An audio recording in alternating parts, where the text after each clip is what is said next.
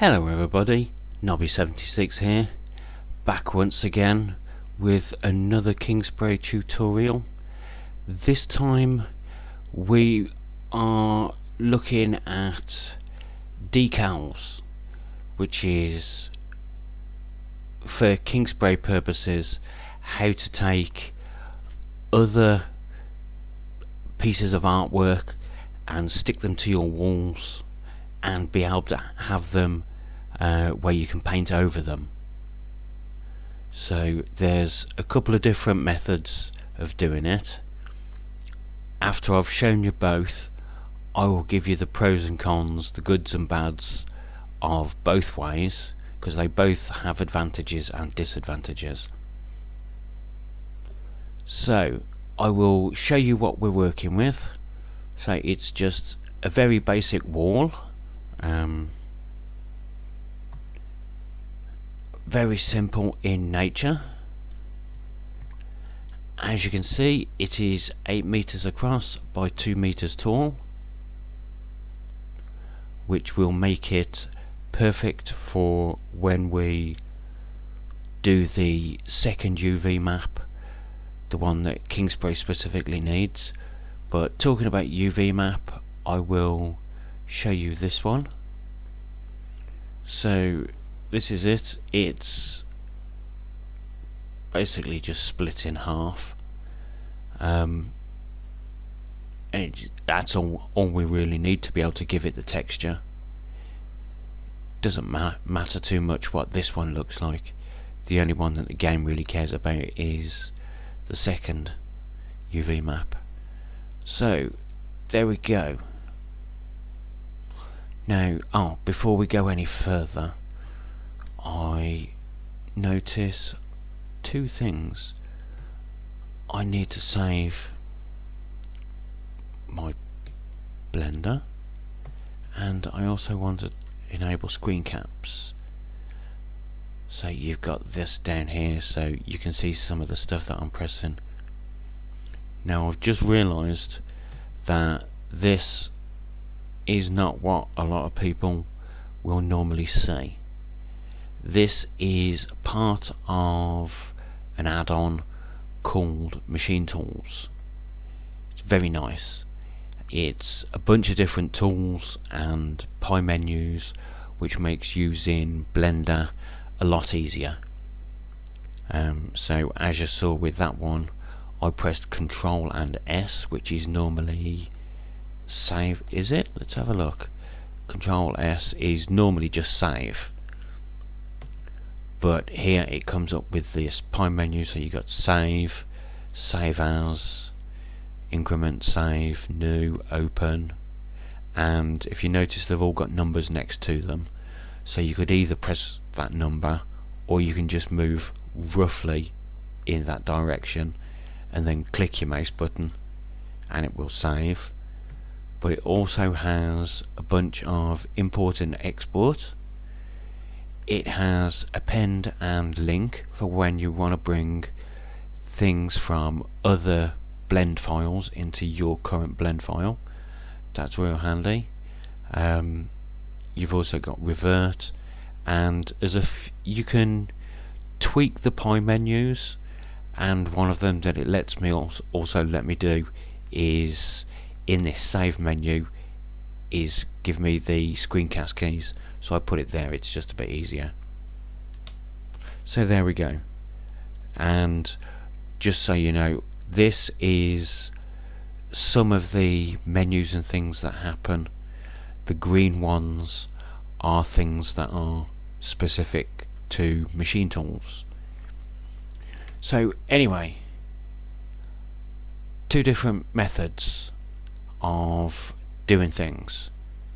So without wasting any more time, let's move on with the tutorial. This first method is probably the most common, or at least the one that people are most likely wanting to try. It's just the same simple wall or whatever paintable surface you want to use, and in this case 3 pieces of graffiti placed on it, and you want to be able to paint over the entire thing, including that graffiti. So I'm going to show you how it's done. So as you can see, we've got the wall with its own material, then tag 1, tag 2 and tag 3, each with their own materials.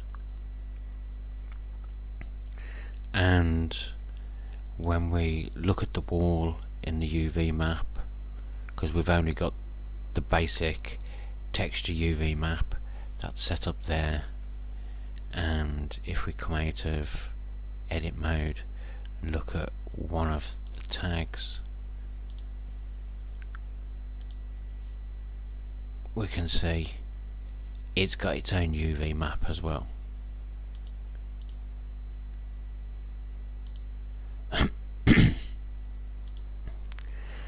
Anyway, so we'll be taking care of all that in just a moment. So all we need to do is smush everything together, as the title implied. We're basically going to take all 3 of these separate tag images and merge them or join them with the wall object and make it all one object. So we will do that. You can select all the tag images. It doesn't matter if you're using 3 or 5 or 10 or whatever, the same thing applies. Select each tag image by holding shift and then clicking on it, and then finally click the wall. The thing you want everything to join to should be the last thing you select with shift click. So once you've done that, press Ctrl J and you can see it's just the outline for the wall, and we've only got one object now, but the object has become a multi-material object because it's got the wall and tag 1, 2 and 3's materials all being used in the same object. So that's great. So that's the first part done. That's made it all one object. Now we need to give it the KingSpray UV maps, so it will work in Unity and in KingSpray. So what we will do is select everything, make sure we're in front view, the UV, project from view, bounds. Now as we can see, actually I'll undo it for a moment. We got the door in the middle and the 2 windows. Now this tag image here stretches almost completely in between the 2 windows. This tag image starts under the window and as a gap in between it and the door, and same for this tag image over here. But if we redo it again and have a look in the UV map, that top one, which is here, is a tiny little square, whereas that's the window and that's the window. It doesn't stretch to the same way, and same as this isn't this is touching the door and this one is overlapping the door.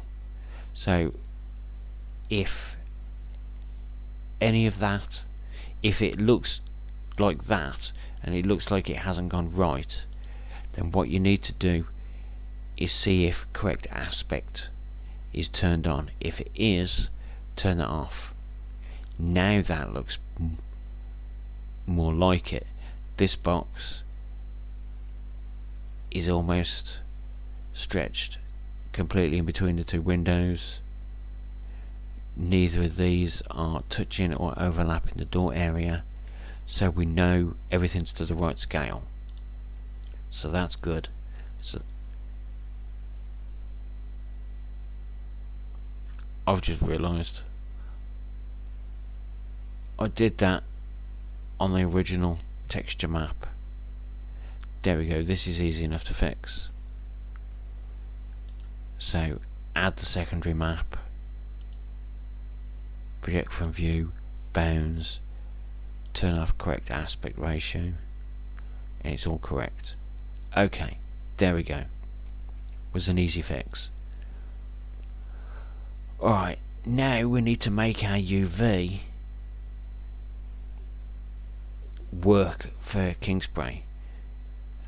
So, because the wall is 2 meters high by 8 meters long, that is a 4:1 ratio, which is handy because in the UV map, if we cut half of it off and move it underneath, it means that the UV map then represents a 2x2 rather than a 1x4, which is essentially a 2x2 is essentially a 1x1. It's a square UV map. I'll show you what I mean. So because we're going to chop this in half, if we do all and then we'll go by cursor, so scale X by 2, scale Y by 0.5. This brings it now to the correct shape, and then we'll go G, Y 0.5 to move it up. Okay, and then we can deselect them. Oh, I know why that's doing that, because we're trying to split everything, but that polygon doesn't have a split, so we can do that here. There we go. By pressing, I used Control and R to do a loop cut. Okay, so now we can switch to polygons. Okay, and deselect all of those. That's better. Okay, and then we'll go GX minus 0.5. No.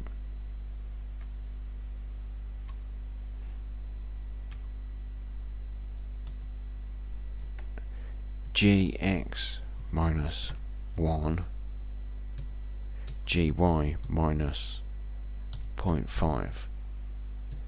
There we go. Okay, and now if we scale that in the Y very slightly, let's say that much, call it 975, that'd be better. Do the same for that one. Scale Y 0.975. No, let's try it again. Scale Y 0.97.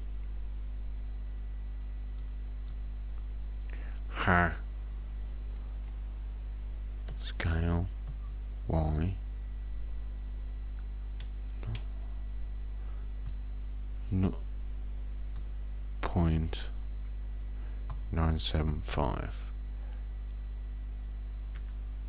There we go. I could have just typed any old number there and then changed it there. It probably would have been quicker, but there we go. Okay, so that gives us the little bit of gap in between the top and the bottom, so overspray isn't a problem. And that is our UV map set for KingSpray.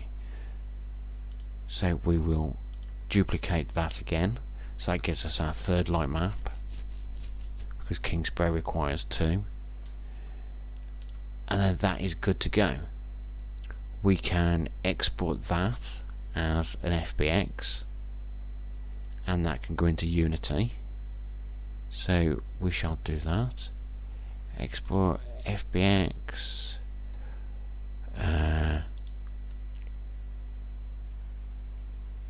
X is forward, Y is up, and yes, we will call that 1-1.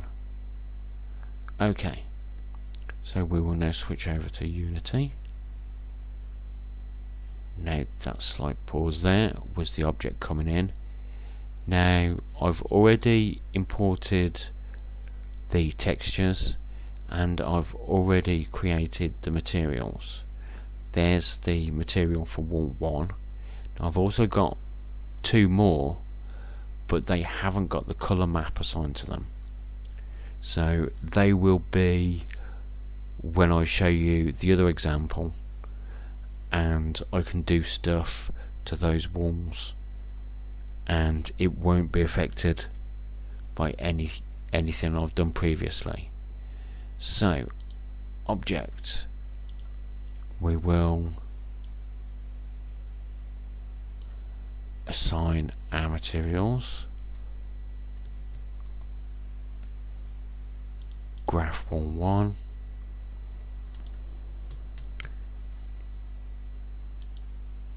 tag 1,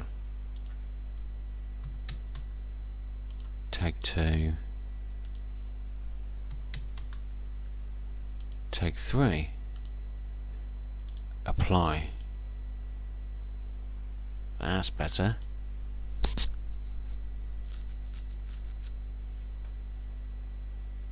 So we can dump that into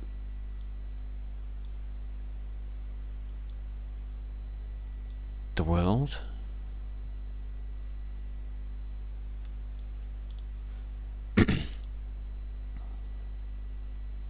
And there we go, that's one object which is now paintable, and it's got the decals applied to it. So there we go, that's that example finished. We shall switch back to Blender and move on to the next method. So in the second method, it's going to be done slightly differently.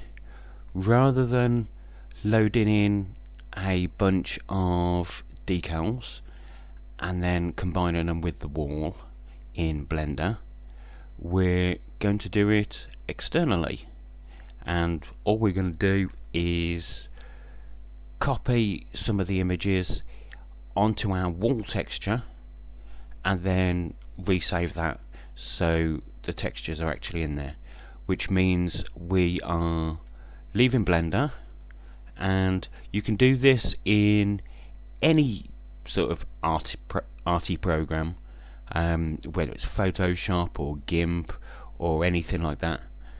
They'll all work. It's very basic stuff we're doing.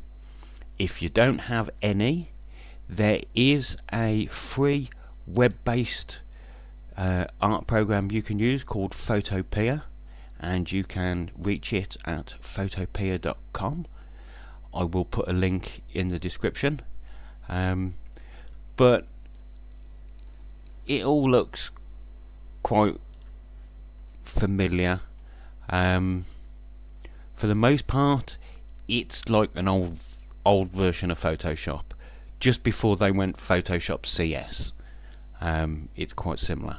So most of the tools, like your select and your paintbrush, your bucket, things like that, if they've got a little white arrow in the corner, then when you click and hold them, they do extra things. So it's like paint bucket and gradient tool, or magic wand and quick select, things like that. in the filters, it's got most of the usual ones, so it's like blur, distort, noise, sharpen, and even 3D for creating normal maps, which is handy. So that is there if you need it, but I don't. And we will be doing this in Photoshop.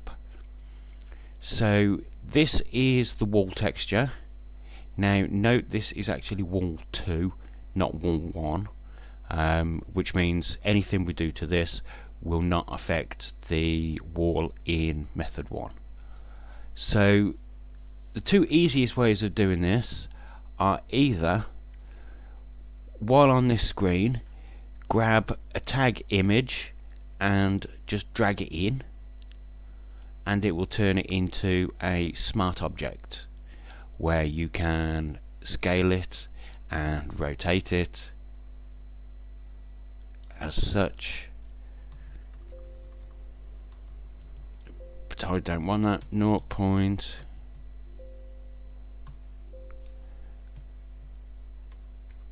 Naught.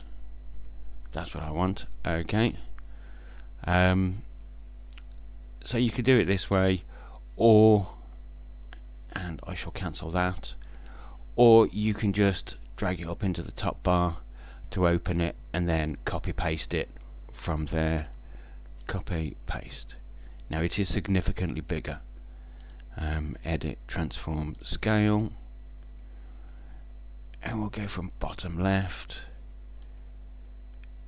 and we'll scale it down. So those are the two ways you could do it. But before we do that, something I will show you. When working with textures for objects, something I find very handy to do, if you go back to Blender and go up to the UV editing tab, and you can see your UV map for your object. If you do UV, export UV layout, it comes up with this window, which is all very nice. And select save all UVs. Now the one thing to pay attention to here, you've got like your file format, you want to save that as PNG. You've got your image size, so it's 2048 by 2048, which is the same size as the actual texture map, but the fill opacity.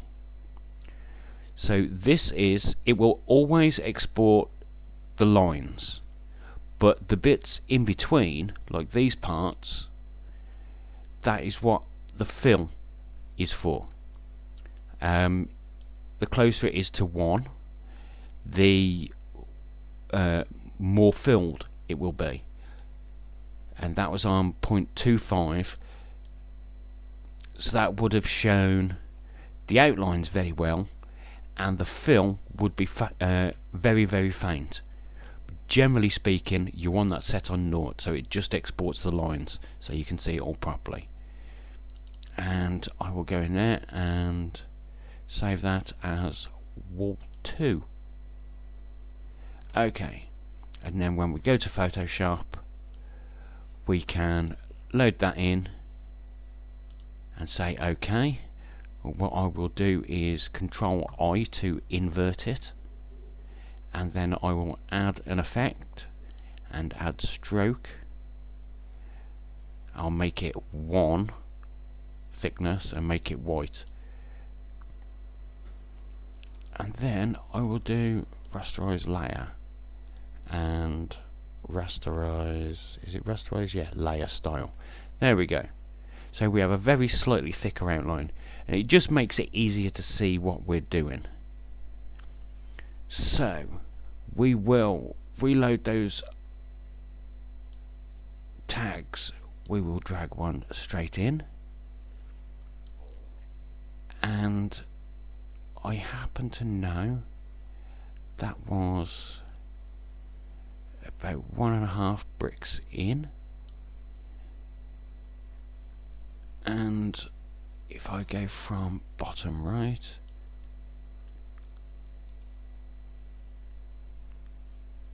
it was about there. So say OK. Then we'll drag in the third one.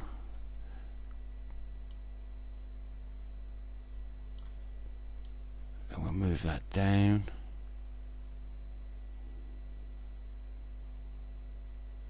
It was about there.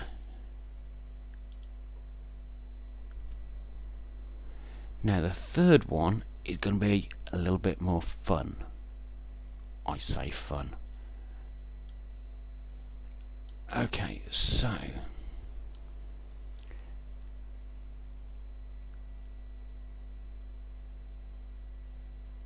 that's actually almost the right size.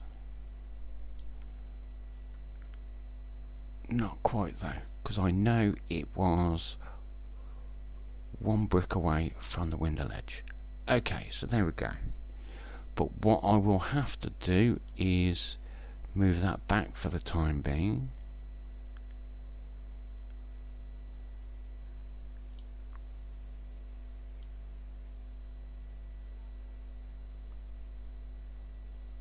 Yeah, I'll move it there. Because excuse me. No, I don't want that. I just want to do that.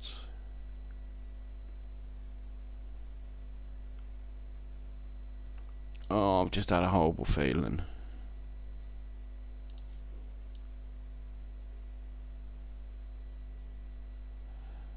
Okay, so that's the middle. I'm gonna, because I need to chop this in half. Oh, I know what I can do. I know how I can cheat this. Duplicate the layer.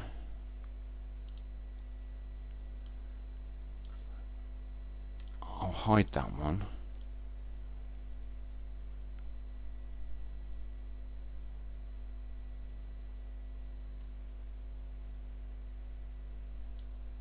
That was there.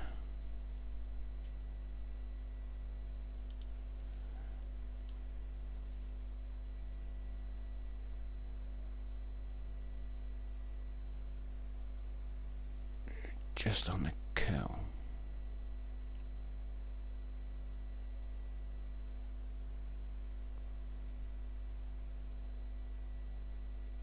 Yeah, about that. Yeah, about that. Okay.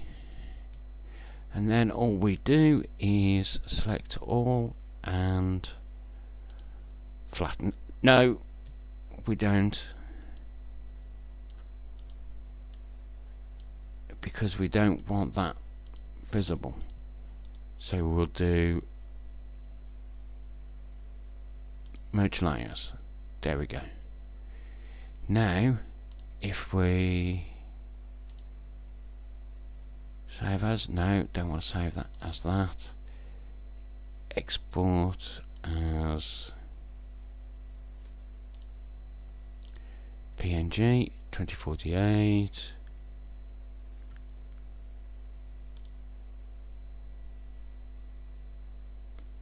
Wall 2, albedo transparency, yes, replace it. Okay. And then we go back to Blender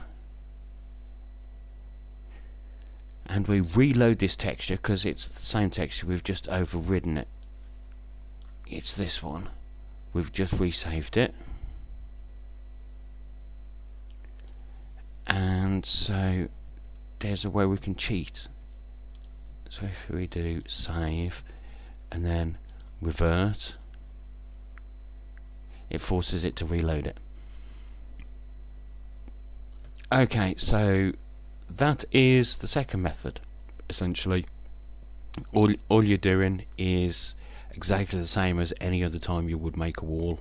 You've only got one object, you've only got one material, because we saved these images directly into that texture. So they are part of the original brick texture, essentially. And then when you go to Unity, I will just copy that image over and go to materials, graph wall 2, wall, there it is.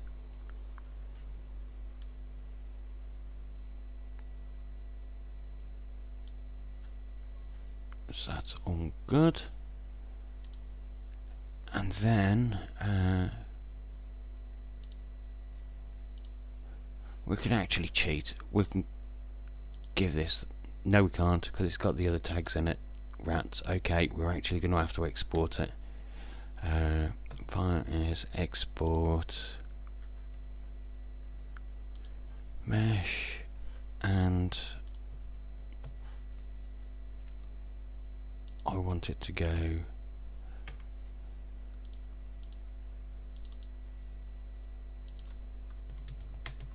wall 2.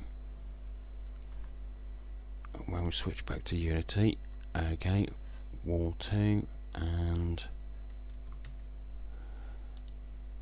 graph wall 2, apply, yes, okay, and when we load that,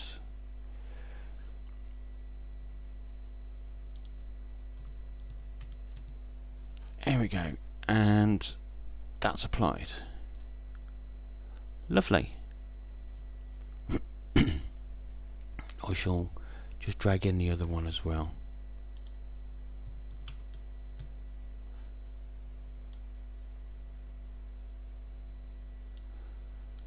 Okay, so that is method number 2.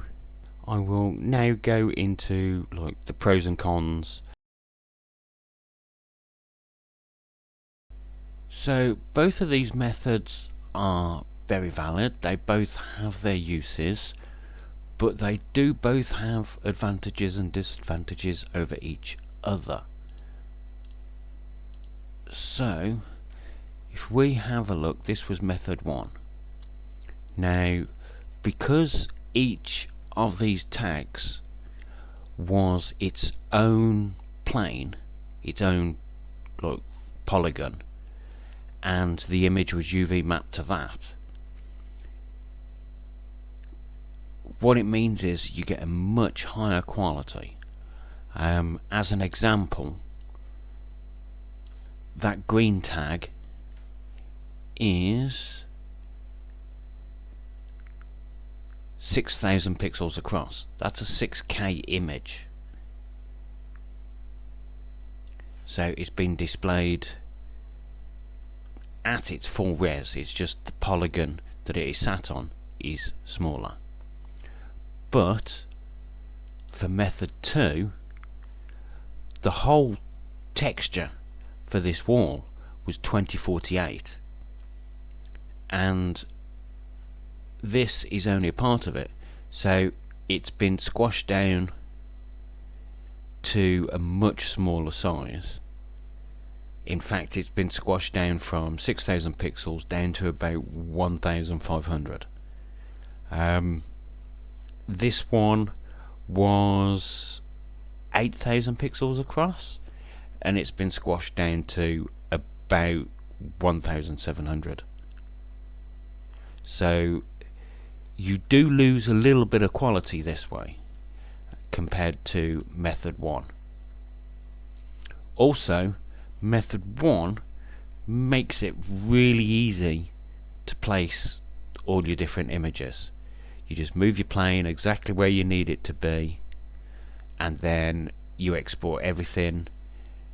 You export it all as one object, and it includes everything there. And the advantage over method 2 for that is, even though we had the wire mesh of our UV loaded into Photoshop as well, I have noticed things didn't get perfectly aligned. So if you look at up here, specifically along there, that's how it is in wall 1. Wall 2, it's actually broken. It's slightly misaligned, and that was because in Photoshop we didn't quite get the second half of that in the right place. We got it a couple of pixels too low. So that's where an advantage is for doing it method 1. So it's much easier to place, and you have really high quality, which is great when it comes to if you've got a large building or something like that and you've got big graffiti pieces on the side of it. Now the advantage with method 2 is because we are putting these images directly onto the wall texture, they are becoming part of this material. In method 1 you can see we've got the wall and then we've got the 3 separate tag images, but in method 2 we've only got the wall material. And the good thing with that is, because it's part of the wall material, it also uses the normal map, so you can actually see the brick bumps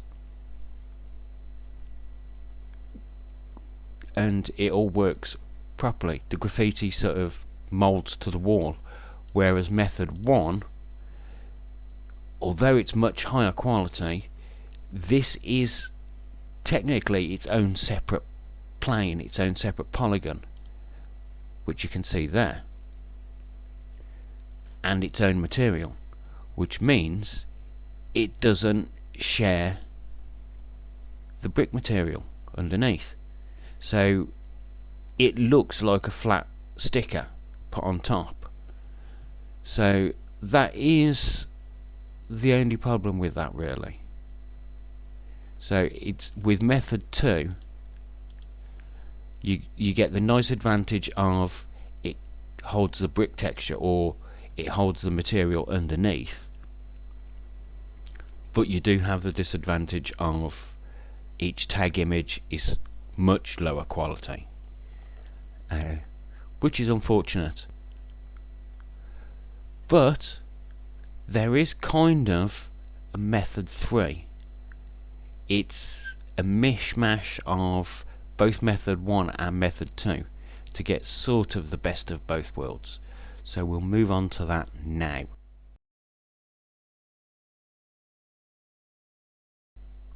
Alright, so this third method that I said is the best of both worlds, it is kind of. The setup is exactly the same as method 1. You have your wall and you have your individual tag images, but we will get results like method 2 where it's embedded into the texture for the wall, but we do all the placement in Blender. So obviously, as the title said, it involves baking. Now any level creator for KingSpray has heard of baking in Unity, and what that does is bakes the light in. Well, in really what it actually does is bakes the shadows, not the lights. It bakes the shadows. So anywhere that there is a shadow, that will be recorded in the saved light map. But 3D apps can, and including Blender, can bake much more than just the light map. They can bake new color maps, they can bake metallic maps, they can bake the roughness, normals, things like that. So you could create a ball in Blender and just give it a very basic material, just sort of make it red and a bit metallic and a bit roughness, and then say bake that as textures, and it will spit out a metallic and a roughness and a color map for you. It can also do things like bake high res to low res. So a good example is a rock. So you get a laser scanned version of a rock, or one that you've done with photogrammetry, taking lots of pictures, and it comes out and it's millions of polygons, but it's super high res detail.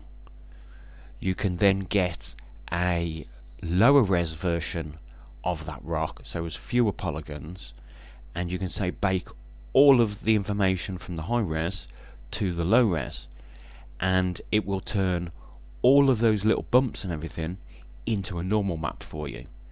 And so when you then look at the low res one, you see all the bumps because they're embedded in the normal map now. So that's what baking is in general. Now Blender can as standard can only do baking in cycles, and there's your bake menu. So you can say whether it's diffuse, the glossy, transmission, things like that, and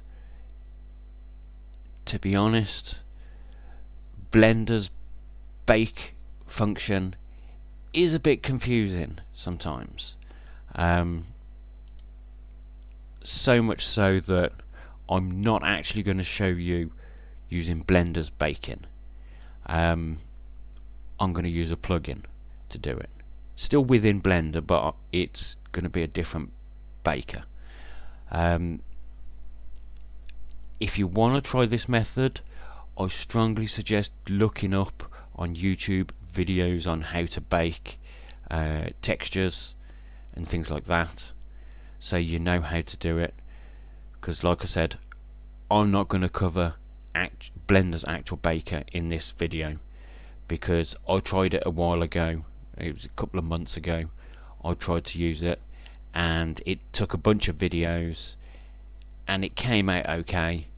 But then I found this plugin which works, and it's much easier to handle. So I'm going to show you using that. The advantage of it, and I'll tell you the plugin, it's called Simply Bake. It's about $20, I think. I can't remember, it's been a little while I've had it. It might have changed prices.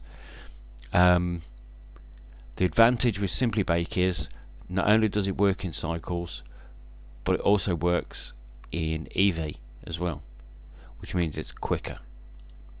So what we are going to do is, it's a PBR bake, and we will select the objects we want to bake. So that's going to be the 3 tag images, and we will add them, and we want to bake them to a target, and the target is going to be the wall. So what that means is, it will take these 3 tag images and export a new image of those, but it's done in the same way. It's an image that works within this UV map. So it's like what we done in Photoshop, where we used the wire mesh and things like, we had to cut this one in half and put half here and half here.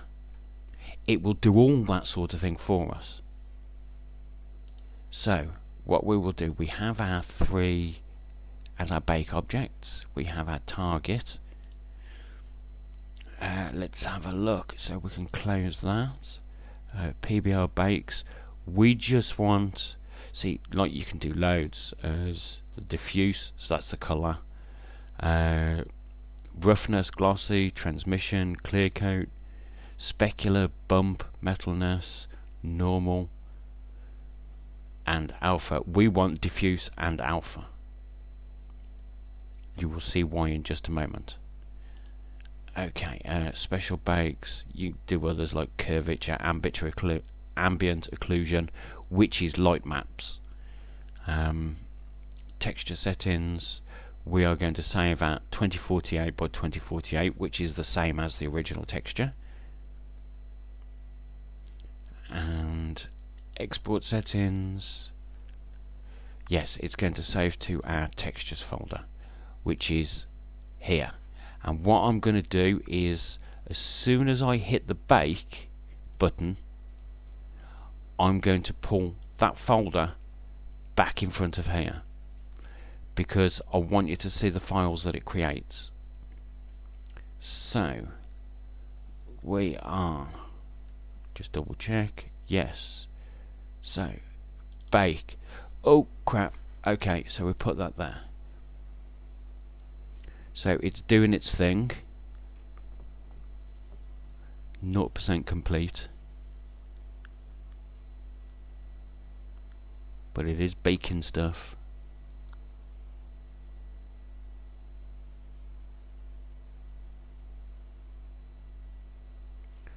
So that's created the first texture, which is that one.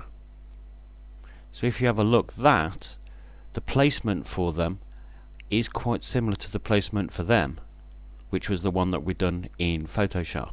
So it's automatically split that image in half, which is what we needed to do.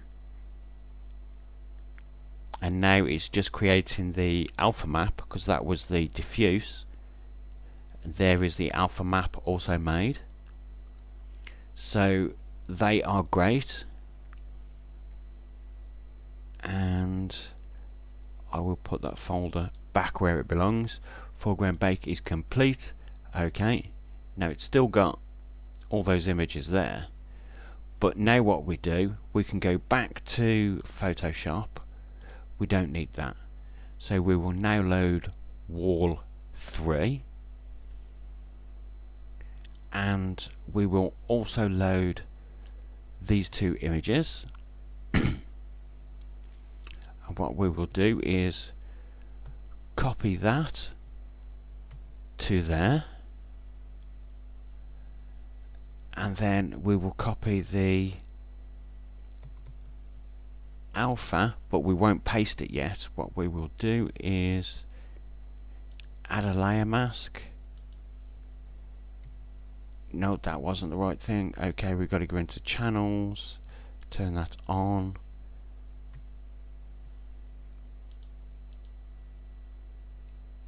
Okay, and stop showing that. Okay, and there we go. So if we apply layer mask, alright, there we go. That's easier to see now. So now we have our images, and we have that, and if we combine those and save as PNG, and there it is. That's wall 3. We've just saved over the top of the original brick texture, and then alright, so we shall move that over there. Now we will need to hide the 3 tag images, material, and what we will do is, like we did before, we shall save and then revert.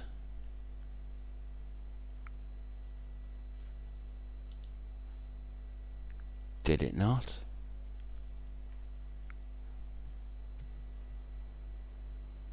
Save,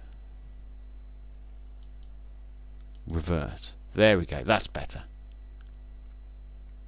So it has applied them to the wall material, but without all the hassle of having to chop things up and move them around in Photoshop rather.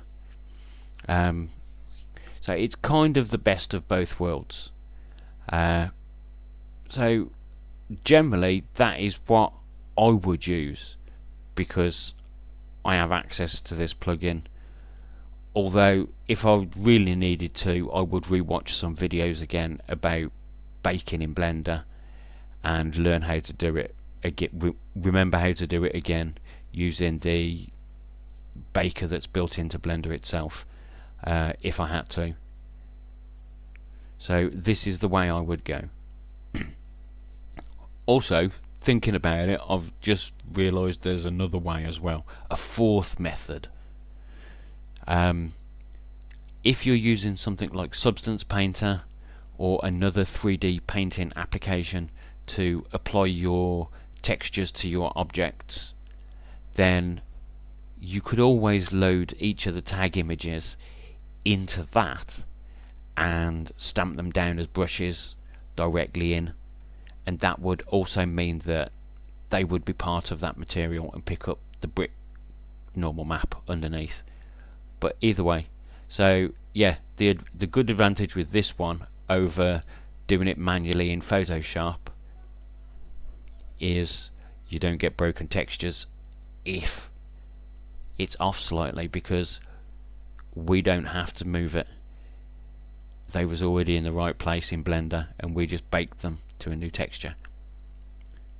But yeah, if you can use this plugin or do baking, or better still, if you've got Substance Painter, apply them directly in that. When you initially create your textures for your object in Substance or whatever program you use, if you save your project once you've exported it, it means you can reload it in, and then if need be, if you decide that you want some graffiti on it after you've already made it, you can always load the project back in and just add the extra tag images to it and then re-export the texture again. So yeah, I would either go method 3 or method 4 if possible. Failing that, go Photoshop. It gets good results. So there you go. That is the entire video. If any of it is useful, then great. Let's see some more cool levels being made. Until then, bye.